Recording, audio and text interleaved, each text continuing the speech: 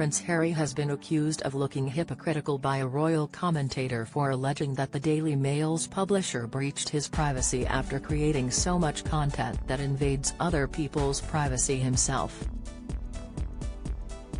The Duke of Sussex is one of a number of high-profile individuals launching legal action against associated newspapers. The claimants, who also include Sir Elton John and Elizabeth Hurley, have alleged that the publisher hired private investigators to place listening devices in their homes and cars. Associated Newspapers has strongly denied these allegations.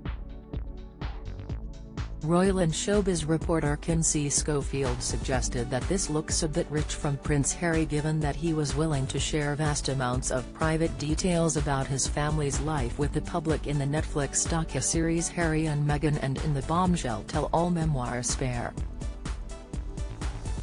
Presenter Raymond Holmes pushed back on this, arguing that it doesn't entitle a publication to access his medical records or place a bugging device in his car. Schofield told GB News, "It does seem like a total invasion of privacy, that a private investigator, they are alleging, hid microphones in their homes, in their cars. They were followed around, would dress up as doctors to access their medical information, they hacked their banking information. There is a very large list here of accusations. This is a very elite group of public figures making these accusations. The argument you are seeing online is that this is a man that wants to talk invasion online while producing 6 hours of Netflix content while putting out the book Spare. It looks a bit hypocritical when he is creating so much content almost invading other people's privacy with the content he is creating, so I understand that argument specific with Harry involved in this case. This comes more than a decade after the news of the world phone hacking scandal in 2011. Reporters from the Rupert Murdoch-owned publication were found to have hacked the phones belonging to a number of celebrities, such as Hugh Grant.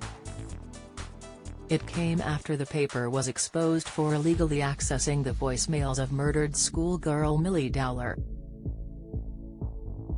Before smartphones made it far easier to relay private information, a typical set of voicemails could have included much more personal information than they likely would now.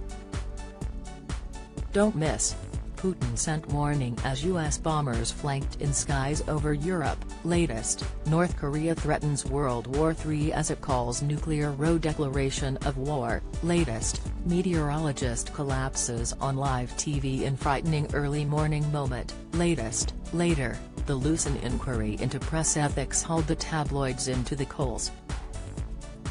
Holmes said that tabloids' hounding of celebrities to source stories has become less aggressive since then, adding that this is what makes the allegations against Associated Newspapers surprising. But Schofield made clear that these are just allegations at this point. She said, if they can prove that those are true, this is a 4-day preliminary High Court hearing to determine if this goes any further. If the arguments that the lawyers put in front. If the court prove that these are true, we will see it go further. Associated Newspapers has strongly denied the allegations.